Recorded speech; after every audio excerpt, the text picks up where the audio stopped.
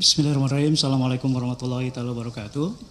Salam sejahtera untuk kita semua. Terima kasih Ibu Ketua dan Bapak-Bapak Wakil Ketua serta rekan anggota Komisi 5 yang saya hormati. Bapak Direktur Utama Pertamina, selamat sore Pak, serta seluruh jajaran Pertamina.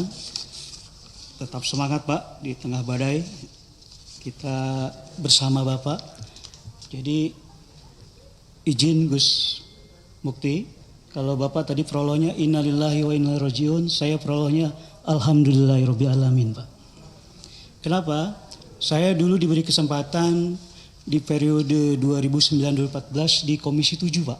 Di Komisi 7 Mitra Kerja Menteri SDM, di dalamnya juga ada Pertamina. Pada saat tata kelola dan semua kebijakan itu saya mensinyalir memang terindikasi ada mafia migas. Maka waktu itu saya mencetuskan ide tata kelola energi Indonesia harus melalui proses revolusi energi. Kenapa alhamdulillah? Karena alhamdulillah hari ini indikasi mafia migas itu terbukti. Bahkan lebih menyedihkan lagi, itu ada kolaborasi eksternal dan internal. Jadi saya kira ke depan kalau misalnya genderang perang terhadap mafia migas dan segala macam mafia yang hari ini genderang perang itu sudah dipukul oleh presiden kita untuk membersihkan negara ini, maka kita semua harus mendukung Pertamina. Ya.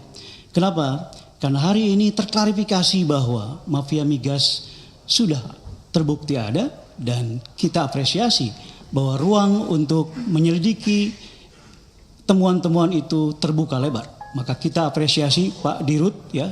Di samping selamat kami mensupport Bapak serta seluruh jajaran. Dan terpenting juga kami ingin ke depan Bapak juga melibatkan jajaran komisaris Pak. Ya. Kenapa? Karena saya kira kalau ada mantan komisaris teriak-teriak di luar bahwa itu harusnya bisa dilaksanakan dari dulu, saya justru pertanyakan mereka. Mereka menikmati tidak itu fasilitas dan gaji sebagai komisaris?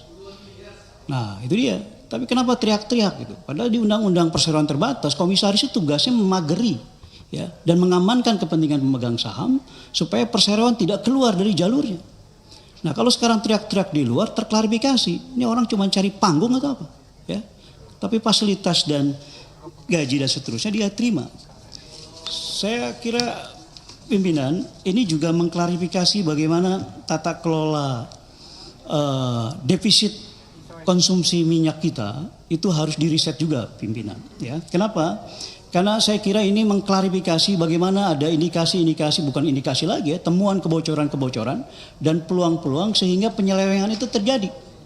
Jadi kalau bahasa mindset awal adalah revolusi mental, maka tata kelola berikutnya adalah bagaimana kita mengaudit operasi pimpinan. Ya.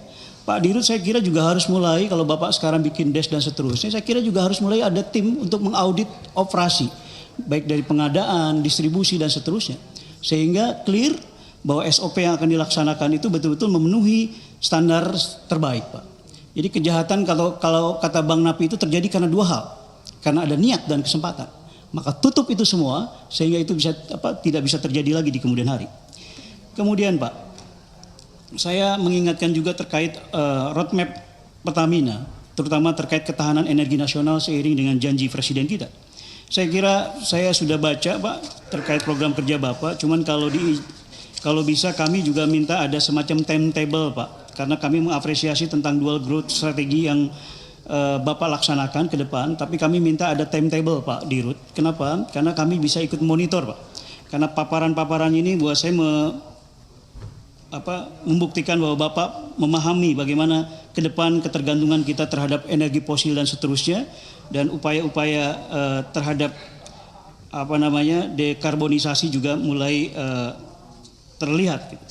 Terakhir Pak, saya tidak panjang lebar Pak, kami menguatkan saja bahwa riset manajemen penting Pak, tapi dalam konteks pelayanan tadi sudah saya sampaikan bahwa kita berhadapan dengan masyarakat yang harus diberikan pelayanan terbaik Pak.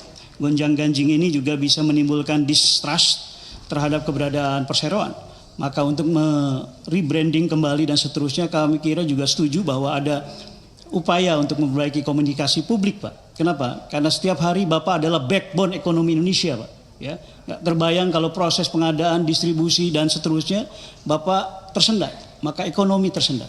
Maka saya kira jabatan strategis yang Bapak emban bersama tim harus betul-betul fokus bagaimana ada upaya pembenahan, ada upaya optimalisasi dan ada upaya pengembangan. Itu saja pimpinan sebagai bagian dari sharing. Terima kasih. Assalamualaikum warahmatullahi wabarakatuh.